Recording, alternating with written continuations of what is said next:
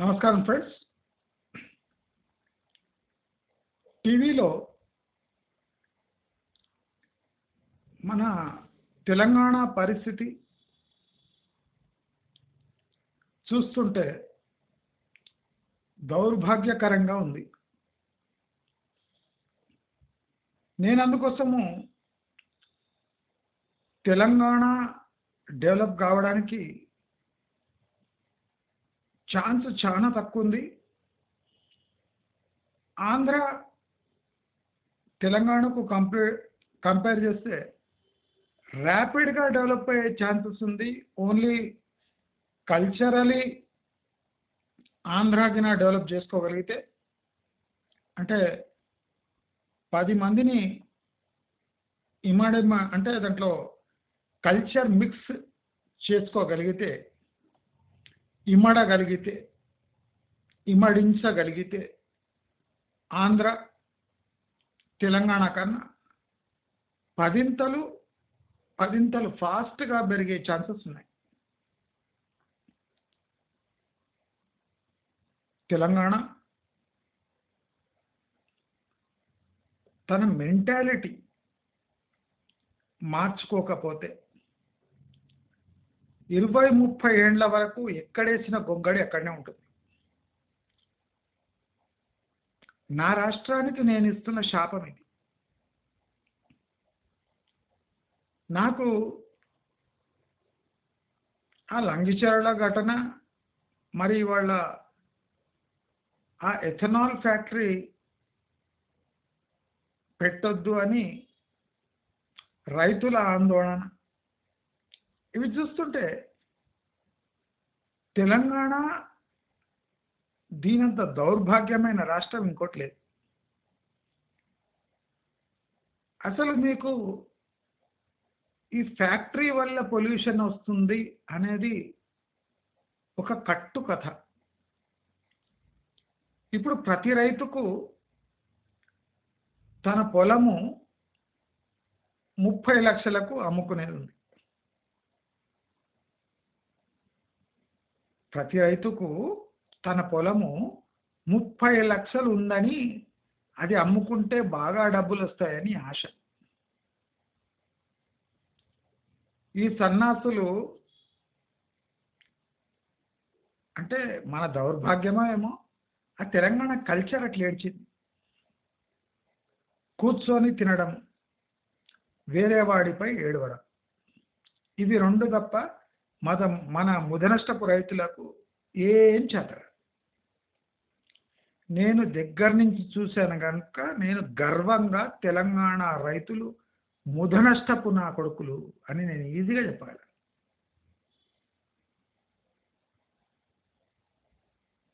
పంటలు పండియరాని సన్నాసులు తెలంగాణ రైతులు. No withdrawal. పంటలు పండియరాని సన్నాసులు తెలంగాణ రైతులు.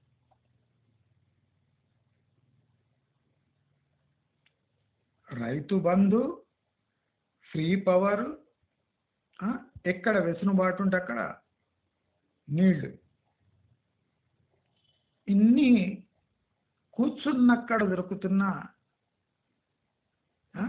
దిగుబడి సాధించలేని సన్నాసులు తెలంగాణ రైతులు. ఇది నేను బాధతో చెప్తున్నా. నేను ఆంధ్ర రైతులు, ఇతర రైతులను గర్వంగా ఫీల్ అవుతున్నా. కర్ణాటక, మహారాష్ట్ర, ఆంధ్ర రైతులను నేను కొనియాడుతున్నా. మీరు గ్రేటర్ అన్నయ్య. మన సోమరిపోతుల కన్నా పక్క రాష్ట్రంలో ఉన్న రైతులు పూజ్యులు. ఇలాంటి సబ్సిడీలు లేకున్నా తమ కాళ్లపై నిలబడి తమ కాయా కష్టంతో పంటలు పండిస్తున్న కర్ణాటక, మహారాష్ట్ర, ఆంధ్ర రైతులకు నా దండాలు. నిజంగానే they are great when you compare to ఈ తెలంగాణ ముష్టినా కొడుకులు. బూతులు వెళ్తున్నాయి కానీ తిడితే బాగుండదని తిడతలేదు. సాఫ్ట్‌గా పోతున్నా. నేను తెలంగాణ ఈ ముష్టి రైతులను నేను ఒక మాట అడగదలుచుకున్నా. పంటల్లో మీ దిగుబడి ఎందుకు పెరగదురా? ఆ? ప్రతి సంవత్సరం ఎందుకురా మీకు ఏడుపులు?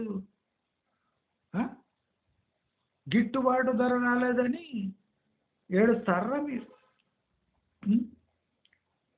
ఒక రాష్ట్రంలో ఇండస్ట్రియల్ యూనిట్స్ రాకపోతే లార్జ్ స్కేల్ ఎంప్లాయ్మెంట్ ఎక్కడి నుంచి వస్తుందిరా? ఉం? ఎథనాల్ ఫ్యాక్టరీ వద్దు, సిమెంట్ ఫ్యాక్టరీ వద్దు, స్టీల్ ఫ్యాక్టరీ వద్దు, సెల్ టవర్లు కూడా వద్దు. కానీ సిగ్నల్లు కావాలి. ప్రతి ఓడి చేతిలో స్మార్ట్ ఫోన్ కావాలి. అసలు నేనే పవర్లో ఉండింటే ఒక్కొక్కడిని ఇండ్ల నుంచి గుంజుకొని వచ్చి ఆ, ఒక పెద్ద స్క్రీన్ వేసి ఆ, ఒరే రైతుల్లారా, తాగుబోతు సన్నాసుల్లారా, ఉం? దేశంలోనే దరిద్రపు కొట్టు రైతుల్లారా, దేశంలోనే దరిద్రపు కొట్టు రైతులు అంటే తెలంగాణ రైతులు. వానికన్నా ముదనష్టపు రైతు మనం చూడలేము. ఒరే, మరి రోజు సాయంత్రం మీరు పీపాలు చీప్ లిక్కర్ తాగుతారు కదా, ఆ లిక్కర్ బాటిల్ ఎక్కడి నుంచి వస్తున్నారా గాడిది కొడుకుల్లారా? ఈ తాగుబోతు నా కొడుకులకు రైతు బంధు కావన్నా, ఆ రైతు బంధు పెట్టి చీప్ లిక్కర్ తాగుతారా? చీప్ లిక్కర్ ఎక్కడ తయారవుతుందిరా? ఆ? మీ ఇంట్లో తయారైతా? ఎట్లా తయారవుతుందిరా? ఉం? ఇది షుగర్ ఫ్యాక్టరీస్లో వచ్చే మొలాసెస్తో తయారు కాదు. ఉం? ఈ గాడిద కొడుకులను మెత్తగా దాన్ని ఒక స్క్రీన్ వేసి వీళ్ళు రోజు పీపాలు తాగుతున్న చీప్ లిక్కర్ ఎక్కడ తయారైతే చూపిస్తే వీళ్ళ నోట్ల బట్ట గుక్కి ఇరగదీయాలి కొడుకులకు.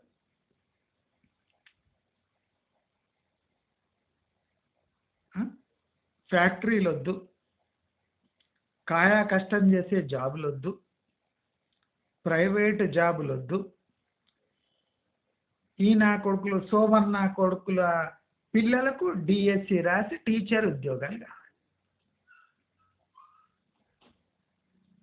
రైతు పిల్లలు అని తెలిస్తే అసలు వాళ్ళకి డిఎస్సి ఎగ్జామ్ రాయనీయద్దు. బొక్కలు ఎరగదీయాలి కొడుకులని. అప్పుడు చక్కగా రైతు బాట పట్టి, పొలం బాట పట్టి పంటలు పండిస్తాడు. ప్రతి అడ్డమైన సన్నాసులు రైతులు అని పేరు చెప్పి బ్లాక్మెయిల్ చేసి గవర్నమెంట్ జాబ్లకు అప్లై చేసుకొని హైదరాబాద్లో వచ్చి చచ్చి హైదరాబాద్ని చెడదొబ్బి అటు ఊరిని విడిచిపెట్టి తెలంగాణ సర్వనాశనానికి నాంది పలికేది ఈ దరిద్ర గొట్టు తెలంగాణ రైతులు. నేను గర్వంగా చెప్తున్నా. చెడదొబ్బుతారు మొత్తం స్టేట్. అదానీ సిమెంట్ వద్దు, సిమెంట్ వద్దు, పరిశ్రమలు వద్దు. పోనీ ఇక్కడ కదన్నా గార్మెంట్ ఫ్యాక్టరీ పెడదామంటే ఇక్కడ పనిచేసేటోడే గతిలేడు. ఆ రేట్లో పనిచేయరు.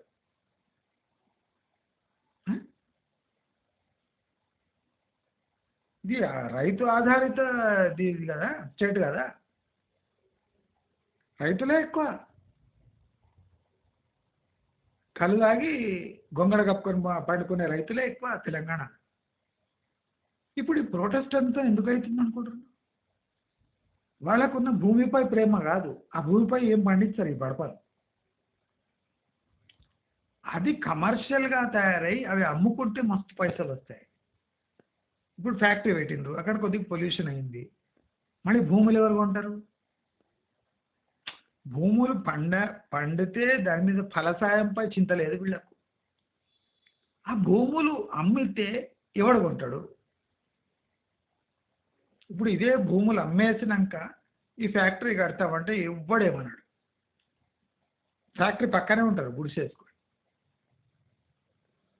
ఆ గుడిసెలో పెద్ద టీవీ పెట్టుకొని ఒక మందు బాటిల్ చేతిలో పెట్టుకొని ఎంజాయ్ చేయండి రా అంటే చేస్తారు.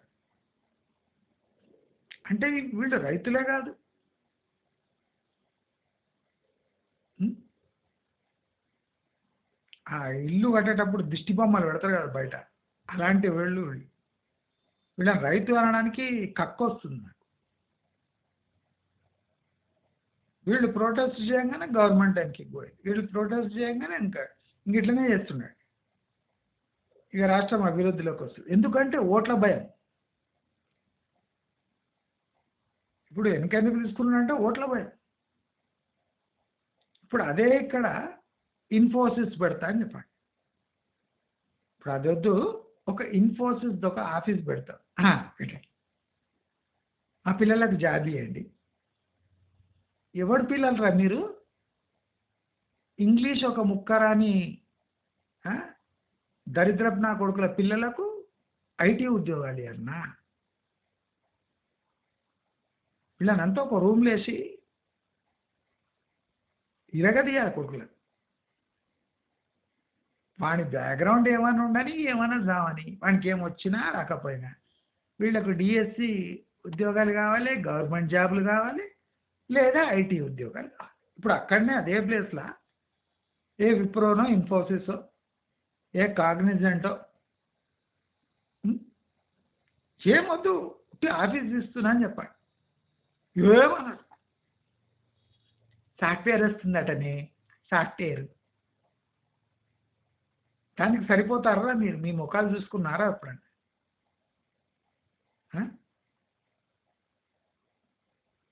అందుకోసం అభివృద్ధి అంతా హైదరాబాద్ చుట్టుముట్ట అవుతుంది. ఈ దరిద్రపు నా కొడుకుల యాటిట్యూడ్ వల్లనే ఏదో రకంగా ఆ భూమికి వాల్యూ వచ్చి, ఆ వాల్యూ అమ్ముకుంటే అవి వడ్డీకి తిప్పుకొని బ్యాంకులో వేసుకొని రోజు సాయంత్రం చీప్ లిక్కర్ తాక్కుంటా. మరి ఎథనాల్ ఫ్యాక్టరీ ప్రమాదకరమైతే మరి దాంతో తయారు చేసే ఆల్కహాల్ ఎంత ప్రమాదకరమో గమనించిండ్రా రైతులు? నేనే కలెక్టర్ ఉంటే వీళ్ళ కాళ్ళు చేతులు కట్టేసి ఉల్టా లట్కాంచి తాగిందంతా దింపుతుంటే వాళ్ళకి చెప్తుంటే, నువ్వు రోజు తాగే చీప్ లిక్కర్ ప్రమాదకరమా, ఎథనాల్ ఫ్యాక్టరీ ప్రమాదకరం? అంటే లిక్కర్ ప్రమాదకరం అని తెలిసిన ఎందుకు తాగుతుండ్రా? అవి ఎక్కడ తయారవుతున్నాయి? ఐటీ కంపెనీలో తయారవుతున్నాయి. నీ చీప్ లిక్కర్ ఎక్కడైతున్నాయి? షుగర్ ఫ్యాక్టరీలు అవుతున్నాయి. ఎక్కడైతున్నాయి? మహారాష్ట్ర, కర్ణాటక, బీహారు, ఉత్తరప్రదేశ్, తమిళనాడు. ఇక్కడ ఎథనాల్ ఫ్యాక్టరీస్లో తయారవుతుంది. ఇక్కడ బ్రీవరీస్లో తయారవుతుంది. షుగర్ ఫ్యాక్టరీస్లో ఆ రిఫైనింగ్ జరుగుతుంది.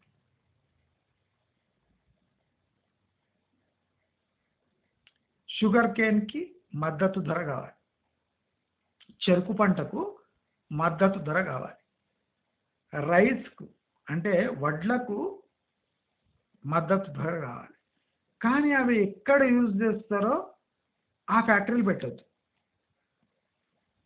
రైస్తో కూడా ఎథనాల్ తీయచ్చు, కార్న్తో కూడా ఎథనాల్ తీయచ్చు, షుగర్ కేన్ మొలాసెస్తో కూడా ఎథనాల్ తీయచ్చు.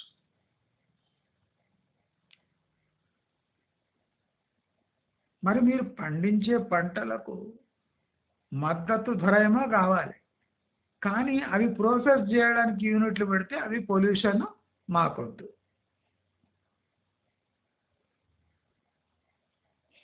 ప్రతిసారి ఒక యూనిట్ అనౌన్స్ చేయడము, వ్యతిరేకత రావడము, చీఫ్ మినిస్టర్ దాన్ని క్యాన్సిల్ చేయడం. క్యాన్సిల్ చేయడానికే ఉన్నట్టున్నాడు పవర్లో రేవంత్ రెడ్డి. వానికి భయం ఎక్కడ ఓడిపోతాడో ఎలక్షన్స్. బికారి నా కొడుకు. రైతులొక దరిద్రం అయితే వీడొక దరిద్రం. ఫోర్త్ సిటీ ఏమో ముక్కు పిండి పెడుతున్నాడు అక్కడ. ఫోర్త్ సిటీ ముక్కు పిండి పెడుతున్నాడు ఫోర్త్ సిటీ. మరి అట్లనే ముక్కు పిండి ఇక్కడ ఎథనాల్ ఫ్యాక్టరీ పెట్టాలి, ముక్కు పిండి సిమెంట్ ఫ్యాక్టరీ పెట్టాలి. అదాని 100 కోట్లు సడన్గా విషయంగా మారిందా?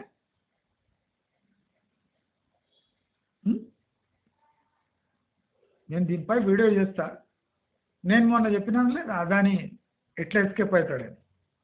అమెరికానే బ్లాక్మెయిల్ చేసి ఇప్పుడు అమెరికా ఏమంటుంది, ఏం బ్రైబరీ జరగలేదంట. బ్రైబరీ లేనే లేదు, లంచమే ఇవ్వలేదు అదాని అని క్లియర్గా చెప్తుంది. మళ్ళీ 100 కోట్లు ఉట్టిగానే పోయినాయి కదరా రేవంత్ రెడ్డి. తొందరపడ్డావు కదరా రేవంత్ రెడ్డి. 100 కోట్లు రాష్ట్రం కోసం ఇస్తుండ్రా వాడు, నీ జేబులో వేసుకోవడానికి కాదు. ఎందుకు వద్దను 100 కోట్లు? అయ్యే జాగిరా అది. స్కిల్ యూనివర్సిటీకి డొనేషన్ ఇచ్చిండు. ఆయన అడిగిండు నా సిమెంట్ ఫ్యాక్టరీకి అప్రూవల్ ఇవ్వండి అని అడిగిండు. అటు ఇచ్చిండు ఇటు తీసుకున్నాడు. తప్పేముంది? తప్పేముంది?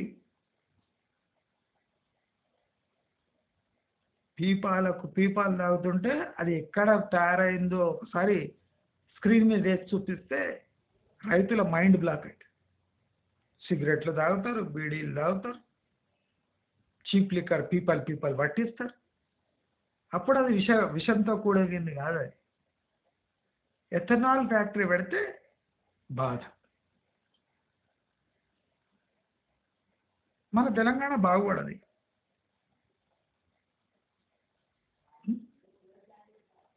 ఓ ఫార్మా ఫ్యాక్టరీ పెడితే హైదరాబాద్ చుట్టుపట్టు పెడితే మంచిదే. అక్కడ వచ్చి బానిసల్లా పనిచేస్తారు. ఊళ్ళ నుంచి హైదరాబాద్కి వచ్చి పనిచేస్తారు. అదే ఫార్మా ఫ్యాక్టరీ వాళ్ళ ఊరు దగ్గర పెడతా అంటే వద్దు. మన రాష్ట్రం బాగుపడాలి, రాష్ట్రం ఎంప్లాయ్మెంట్ జనరేట్ కావాలంటే ఎట్లయితుంది? Impossible. It is highly impossible to get mass employment without industrialisation.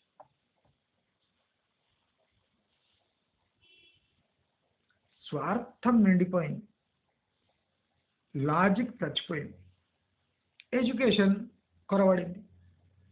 ఈ మూడు కలిపి ఈ రాష్ట్రాన్ని సర్వనాశనం అయ్యే పొజిషన్కి తీసుకుపోతుంది. మనమేమో ఇక్కడ కూర్చొని రియల్ ఎస్టేట్ రియల్ ఎస్టేట్ పిచ్చి పట్టింది ఊళ్ళో, ఇక్కడ కాదు. దేనికి పనికిరాని పోరంబోకు భూమికి కూడా 30 లక్షలు ఎక్స్పెక్ట్ చేస్తున్న రైతును ఏమంటారు మీరు? ప్రతి సంవత్సరం వడ్లు అమ్మితే 40-50 వేలు వచ్చే ఎకరాకు వానికి 30 లక్షలు కావాలి. అంటే 15 years ఎక్స్ కావాలి వానికి. 15-20 years అయినా ఆ పెట్టుబడి తీరదు. మరి వీళ్ళు అడగాలి, మళ్ళీ ఒడ్లు పండే చోట మీకు 30 లక్షలు ఎక్కువ అడుగుతున్నాను, మాకు 10 లక్షలు చాలని అంటాడా రైతు? అన్నాడు. ఎక్కడైనా ఇంప్రాక్టికల్ థింగ్ జరిగి ఎక్కువ డబ్బులు వచ్చినాయి అనుకో, రైతు బంధు, ఎకరాకి 30 లక్షలు, ప్రధానమంత్రి యోజన, ఇవన్నీ మింగుతున్నాడు రైతు.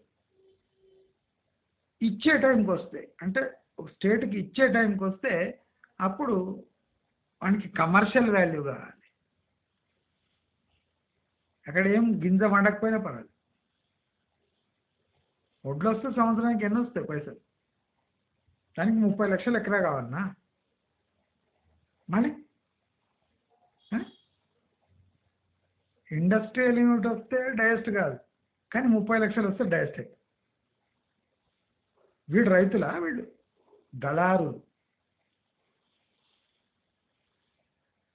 రాష్ట్రానికి ఒక్క పైసా పనికిరాని పంది కొక్కులు. ఆ తెలంగాణ దరిద్రమేమో ఎన్ని దరిద్రాలు పోతున్నా కొత్త దరిద్రాలు వచ్చి తెలంగాణకి చుట్టుకుంటుంది. దాంట్లో అష్టదరిద్రం ఈ తెలంగాణ రైతు. నో విత్డ్రాల్ చేసుకోండి. ఏ గవర్నమెంట్కైనా ఇలాంటి సిచ్యువేషన్ ఉంటే స్టేట్ని డెవలప్ చేయడం అసాధ్యం. ఆబ్కారీ శాఖకేమో వేల కోట్లు వస్తున్నాయి. అంటే ఈ మందు షుగర్ ఫ్యాక్టరీలో తయారవుతుందని తెలియదు వీడికి. ఆ షుగర్ ఫ్యాక్టరీలే ఇక్కడ వస్తున్నాయని, డిస్టిలింగ్ యూనిట్ వస్తున్నాయని తెలియదు వీళ్ళకు. ఎథనాల్ పెట్రోల్లో వాడతారంటే వ్యతిరేకిస్తున్నారు. అదే ఆల్కహాల్ మీ పీపాలు చీప్గా దొరుకుతాయి, పక్కకే ఫ్యాక్టరీ అవుతుందంటే ఎగబడి భూములు ఇస్తారు. ప్రతి గవర్నమెంట్ ఏం చేయాలంటే దాని ఎథనాల్ ఫ్యాక్టరీ కాకుండా ఆల్కహాల్ ఫ్యాక్టరీ వస్తుంది. ఇక్కడ మీకు రోజు సాయంత్రం కాగానే తక్కువ రేట్ల బాటిల్ దొరుకుతాయంటే రైతులు స్వచ్ఛందంగా వచ్చి భూములు ఇస్తారు. మీరు ఎథనాల్ అని తీసేసి ఆల్కహాల్ ప్రొడ్యూస్ చేసే సెంటర్లు వస్తున్నాయి, మీకు అతి తక్కువ ధరలో రోజు మీకు పీపాలు దొరుకుతాయంటే రైతులు దూరం నుంచి వస్తారు. మా భూములు తీసుకోండి, మా దగ్గర పెట్టండి. ఈ ఎక్స్పెరిమెంట్ స్టేట్ గవర్నమెంట్ చేయనండి, గ్యారంటీ బంపర్ రిజల్ట్ వస్తాయి. ఎథనాల్ ఫ్యాక్టరీస్ ప్రతి 10 కిలోమీటర్లకు ఒక ఎథనాల్ ఫ్యాక్టరీ కనిపిస్తుంది. మీరు ఒకటే అబద్ధం చెప్పాలి, ఎథనాల్ ఫ్యాక్టరీ కాదు ఇది ఆల్కహాల్ ఫ్యాక్టరీ. ఇక్కడ బీర్లు విస్కీలు అన్నీ చీప్గా దొరుకుతాయి, రోజు సాయంత్రం మా ఫ్యాక్టరీ గేట్ దగ్గర వచ్చి తక్కువలో దొరుకుతాయి మీకు అని చెప్పాలి. స్వచ్ఛందంగా వాళ్ళే ఇచ్చి రిజిస్ట్రేషన్ వాళ్ళ చేతులతో చేసి వెళ్ళిపోతారు. అటువంటి బికారి నా కొడుకులు మన తెలంగాణ రైతు. వీళ్ళ వల్ల ఒక 20-30 ఏళ్ళైనా హైదరాబాద్ చుట్టుముట్టు ప్రాంతాలు తప్ప తెలంగాణ చచ్చిన డెవలప్ కాదు. ఇంకా ఆ ఎథనాల్ యూనిట్స్ కార్న్ నుంచి తీయచ్చు, అంటే మక్కలు, బియ్యం నుంచి లార్జ్ స్కేల్గా తీయచ్చు. చాలా పంటలు ఉన్నాయి. ఇలాంటి పంటలు వేసి దాంట్లోంచి ఎథనాల్ తీయచ్చు. బయో వేస్ట్ ఉంది, దాంతో కూడా ఎథనాల్ తీయచ్చు. ఆప్షన్స్ విపరీతంగా ఉన్నాయి, ఎంప్లాయ్మెంట్ జనరేట్ అవుతుంది. ఈ క్రాప్స్కి మద్దతు ధర కూడా వస్తుంది. ఇప్పుడు షుగర్ తయారు చేయకుండా ఎథనాల్ తయారు చేస్తే ఆ షుగర్ ఫ్యాక్టరీకి లాభం, అంటే ఇండైరెక్ట్గా రైతులకు లాభం, మద్దతు ధర వస్తుంది. ఉట్టి షుగర్ తయారు చేస్తే మద్దతు ధర రాదు రైతుకి. ఇవి మక్కలు పౌల్ట్రీ ఫామ్కి వేయకుండా ఎథనాల్ తయారు చేయడానికి యూజ్ చేస్తే రేటు పెరుగుతుంది మక్కలే. అంటే వీళ్ళకి ఎక్స్ప్లెయిన్ చేసి చెప్పేటోడు లేడు. దయచేసి నేను స్టేట్ గవర్నమెంట్కి ఒట్లకి చెప్తున్నా, ఎథనాల్ ప్లాంట్ అని చెప్పకుండా ఇక్కడ రోజు ఆల్కహాల్ తయారవుతుంది, అందరూ సహకరిస్తే సహకరించండి అని చెప్పండి సార్. భూముల పట్టాలు పట్టుకొని కలెక్టర్ వెనక తిరుగుతారు. మన కలెక్టర్ మీద రాళ్ళేసారు కదా, వీళ్ళు ఏం చేస్తారు, భూమి పట్టాలు పట్టుకొని కలెక్టర్ వెనక తిరుగుతారు. సార్ ఈ భూమి పట్టాలు పెట్టుకొని రోజు సాయంత్రం ఇంత ఎక్కియండి సార్. అటువంటి జంగ్లీ రైతులు తెలంగాణ రైతులు. పొలిటికల్ వీక్నెస్ ఉందని గుర్తుపట్టి ధర్నాలు చేసి రాష్ట్రాన్ని అధోగతి పాలు చేస్తారు. నేను ఎప్పుడు చెప్పినా ఈ రైతు బంధు బంద్ చేయాలి, ఫ్రీ కరెంటు బంద్ చేయాలి వాళ్ళకి. అప్పుడు వీళ్ళ ప్రతాపం అనిపిస్తుంది. అసలు వీళ్ళు రైతుల కొజ్జనా కొడుకులా తెలిసిపోతుంది. ఫ్రీ కరెంటు, రైతు బంధు, సబ్సిడీలు, విత్తనాలపై సబ్సిడీలు, పంట నష్టం మళ్ళీ దావా వేస్తారు ఏమైనా అయితే. అన్నీ చేస్తే మీరేం చేస్తుడ్రా? వీళ్ళు రైతులట, సిగ్గు లేకుండా ఆ టైటిల్ పెట్టుకున్నారు. నేను చెప్పదలుచుకుంది ఒకటే, రైతుల వైఖరి మారకపోయినా, గవర్నమెంట్ వైఖరి మారకపోతే మన రాష్ట్రంలో ఇండస్ట్రియలైజేషన్ రాదు, ఇండస్ట్రీస్ రావు, ఇక్కడ ఉద్యోగాలు దొరకవు. ప్రతి 5 సంవత్సరాలకి ఒక గవర్నమెంట్ వచ్చి కొత్త ప్రామిస్లు చేసి అది తీర్చకుండానే మళ్ళీ ఇంకో టర్మ్కు వెళ్ళిపోయే అన్ని సూచనలు ఉన్నాయి. దానివల్ల తెలంగాణ తీవ్రంగా నష్టపోతుంది. ఇది ఒక్కటి గుర్తుపెట్టుకొని, this is a political decision. రైతులను కన్విన్స్ చేయండి, రైతులకు చెప్పండి దీనివల్ల ఎంతెంత పొల్యూషన్ అవుతుంది, దీనివల్ల లాభం ఏమి చెప్పి మరి ఈ ఇండస్ట్రియలైజేషన్ మొదలు పెట్టండి.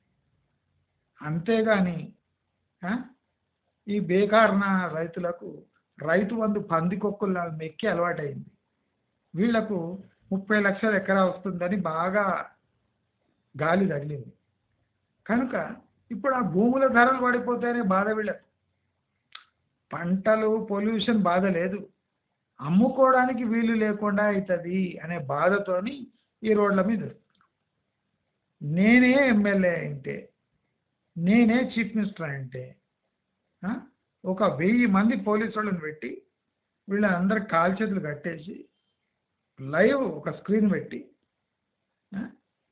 వారం రోజులు మందు పోయకుండా వీళ్ళకు అంటే చీప్ లిక్కర్ దొరకకుండా కట్టేసి సినిమాలు చూపిస్తుంటే ఎథనాల్ ఫ్యాక్టరీ, షుగర్ ఫ్యాక్టరీ, అసలు ఆల్కహాల్ ఎట్లా తయారవుతుంది, ఎథనాల్ ఎట్లా తయారవుతుంది, దానివల్ల ఉపయోగాలు ఏమి అని కంటిన్యూస్గా చూపారు అక్కడ. ఇదే ఒక మార్గం. దయచేసి మనము ఒక స్టేట్తోని ఆటాడుకోవద్దు, దాని డెవలప్మెంట్తో ఆటాడుకోవద్దు. పొలిటికలీ మీకు ఒడిదుడుకులు ఉండొచ్చు, రేపు అక్కడ ఓట్లు రాకపోతుండొచ్చు, కానీ స్టేట్ ముఖ్యం. అంత ఆలోచించే స్థాయి రేవంత్ రెడ్డిది లేదు. ఎందుకంటే నేను చెప్పినా కదా, దళారీకి మనం పవర్ అప్పగిస్తే ఇట్లుంటుంది. మరి కేటుగానికి లాస్ట్ టైం అప్పగించినాం 9 ఏళ్ళు. ఆయన దళారీ కాదు, కేటుగాడే 420. ఆ 420 మన స్టేట్ని ఇలా ఇట్లా చేసిపోయాడు, అప్పుల పాలు చేసిపోయాడు. ఇప్పుడు దళారీకి వచ్చింది. మన తెలంగాణ భవిష్యత్తు ఏమవుతుందో అని నాకు బెంగ అవుతుంది. నేను చేతులెత్తి జోడిస్తూ తెలంగాణ భవిష్యత్తును కాపాడేది రాజకీయ పార్టీలే కాబట్టి ఇలాంటి ఆందోళనలకు తలొగ్గిందంటే తెలంగాణ ఎన్నేళ్ళైనా డెవలప్ కాదు అని తెలియజేస్తూ పక్క రాష్ట్రాల్లో ఉన్న రైతులకు అందరికీ తల వంచి నమస్కారం చేస్తూ మీ అటువంటి రైతులు మా తెలంగాణలో కూడా పుట్టుగాక అని కోరుకుంటూ నమస్కారం.